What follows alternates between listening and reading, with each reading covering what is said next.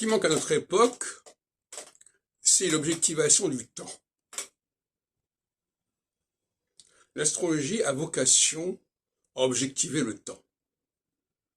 C'est-à-dire considérer que le temps est une réalité qui existe par elle-même et qui n'est pas simplement déterminée par notre bon vouloir. Par exemple, les constitutions ne sont pas du temps objectif, c'est du temps subjectif quelque part. Même si effectivement, nous avons tendance à objectiver notre temps subjectif, c'est quand même un temps subjectif. C'est-à-dire que nous, dans chaque pays, à différentes époques, on établit des règles temporelles.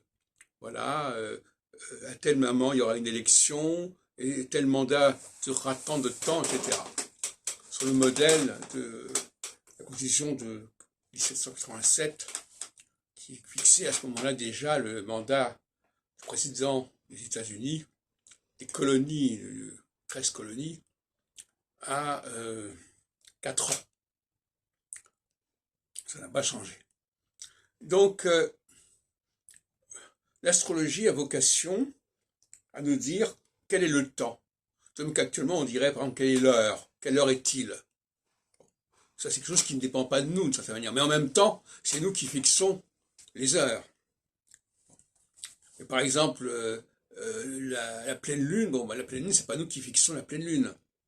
Hein, c'est pas nous qui décidons quand il y aura une pleine lune. Et dans ce sens-là, le calendrier hébraïque est une objectivation du temps, puisque c'est quelque chose qui est fondé sur la conjonction du soleil et la lune, qui pourrait effectivement être discuté, parce que peut-être que c'est même pas ça vraiment le point essentiel, mais enfin, il y a quand même une objectivation du temps, alors que d'autres critères le sont moins. Même le 1er janvier, bon, par exemple, c'est plus ou moins lié au solstice d'hiver. Donc il y a une forme d'objectivation du temps. Mais très rapidement, dès qu'on dépasse le cadre hebdomadaire, le cadre mensuel, le cadre annuel, on serait obligé de passer à un temps subjectif. C'est-à-dire on dit, voilà, on va se mettre d'accord pour que voilà, tel mandat, telle phase commence à tel moment et se termine à tel moment. Pour moi, l'astrologie a vocation à introduire ou à réintroduire un temps objectif. Et donc à conférer au droit constitutionnel une dimension objective qu'il n'a pas. Parce que croire à quelque chose de subjectif, ça reste, même si on objective la subjectivité, ça reste quand même quelque chose de subjectif. Or moi, ce qui m'intéresse, c'est un temps objectif qui n'est pas fixé par les hommes, qui est fixé par les astres, mais les astres eux-mêmes sont déterminés par un architecte, un horloger,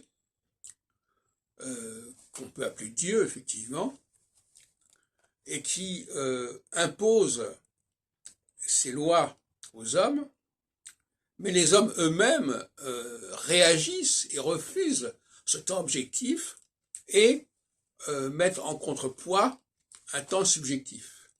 Donc le temps subjectif, c'est une subversion du temps objectif. Et d'une certaine manière, le rejet de l'astrologie, c'est le temps subjectif qui rejette le temps objectif qu'incarne normalement l'astrologie.